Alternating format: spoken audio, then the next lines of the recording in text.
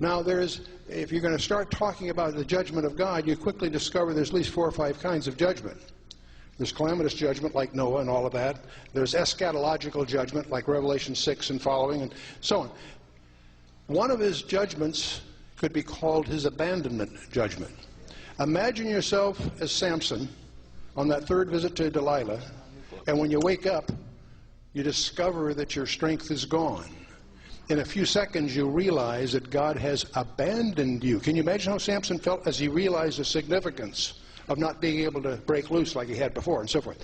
The abandonment judgment. That's exactly what Hosea was called to present to the northern kingdom.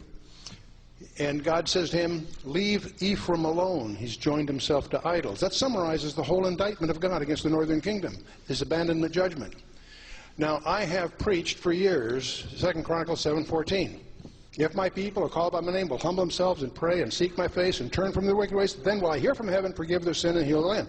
God says, if you do 4 things, I'll do 3. And I preach that. I have to be honest with you, I'm not sure I can anymore. Why? Because there is, when I was redoing our Genesis commentary, I was startled to discover how God's primary jealousy is as his role as creator. Not as redeemer. To understand his redemption, you have to have the Word of God. So you have an excuse, so to speak, not knowing that. But you do not have an excuse about the creation, because the creation testifies of itself, of him. Psalm 19, etc. So the point is, I was startled to discover that God's primary passion or jealousy, if you want to call it that, is as his role as creator. And I also was startled to discover there is a specific judgment of God that is poured out upon a nation that fails to acknowledge him as creator. I used to read Romans chapter 1, verse 18 to the end, and I thought it was about homosexuality. No, it isn't. Not if you read it carefully.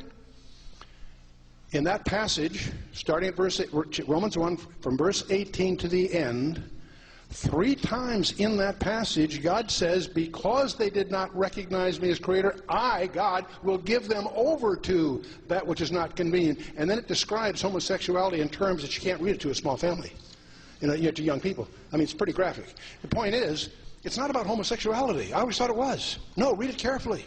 It's about a judgment of God that God puts upon a culture that fails to acknowledge him as creator. And I'm not talking homosexual. I always looked at it as an individual choice, as my friend Don Perkins pointed out. That's an issue for the individual. Fine. As a collective thing, it's a judgment of God. And so, as I read any paper, pick it up, I'm beginning to suspect. I'll say it carefully. I'm beginning to suspect that the judgment of God has begun, not because of the earthquakes and that. No. It's because of the sin of Sodom and Gomorrah was not homosexuality. It was the public condoning of it. Okay?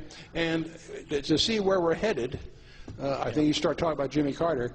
Yeah. I think it's one of those rare comparisons that I think it's unfair to Jimmy Carter.